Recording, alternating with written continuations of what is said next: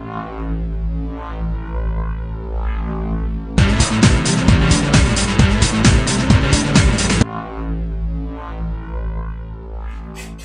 feel like I had a little too much cleavage. Oh, gosh, we can't have that. Our viewership might go up. Anyway, I think we're ready to go. This is Tim Hinton along with Mary White. Right, from the Marching Roundtable podcast. Thanks for doing another Roundtable Talk with me. I am very excited to be here, Tim. It's very exciting to be in your house doing this. It is. She's here in my office. We've been working together. And we want to talk about color guard auditions. So what do you want to say? Well, I just want to say that Winter Guard season is ending and we're soon heading into color guard audition season. And I just want to say this to you. Have your ducks in a row at audition time. It's going to save your summer and save the fall a little bit.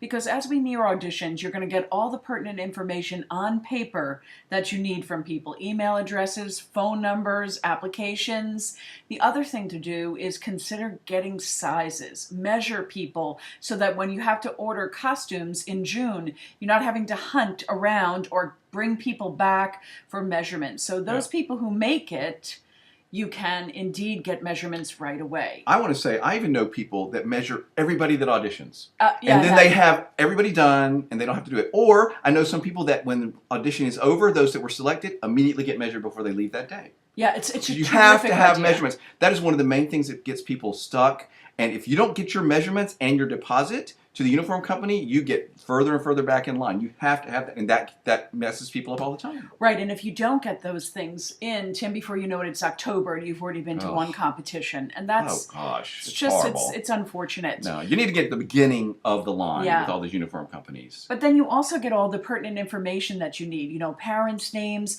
so you can start an email. Right away to parents and things like that. Also at auditions, I like to hand out a piece of paper with expectations. Here are the expectations for summer training. Here are the expectations for fall rehearsals. And I'm a big calendar person. I live and die by my work calendar. Live and die by it. I mean, you know some of those big days that you're going to have big fall rehearsals or camps or things like that. Build them in, hand them out. Yeah. The parents will be so much happier with you if you communicate like that and have that expectation of communication right away from the get-go. Then parents know the expectation you expect to be communicated with, to, and all the way around. Very smart. So it's just a matter of having your ducks in a row. If you don't know your calendar by color guard audition time, you're in big trouble. I'm sorry. That's too late. Right. And you need to be able to tell everybody when they audition, this is what you're signing up for. Correct. These competition dates, these rehearsals, this band camp. Right. Then nobody can say, oh, I didn't know. I'm sorry, I'm going to be out of town. And we have summer training dates, or we have everything. A color guard camp that we're going to in Orlando, and all those things. And then if you are attending another camp, perhaps consider what that's going to cost, so that all these details are already worked out. Mm-hmm. And then people feel so good about what they're getting into, because nothing breeds success like success. Right. So I love that. Get organized. And I think especially the thing about the measurements. Yeah. For that shoe size. At auditions. All that stuff. You should know it all. You have it all down. If anybody has a question about this, Tim at marchingroundtable.com or Mary at marchingroundtable.com. Right. Thanks, Mary. This was fun. Very. Have a question for a roundtable talk, or have a suggestion for a podcast topic or guest? Go to marchingroundtable.com and click here on feedback, or here on Ask Tim a Question. Don't forget you can always find podcasts on topics that interest you by searching in our podcast archives.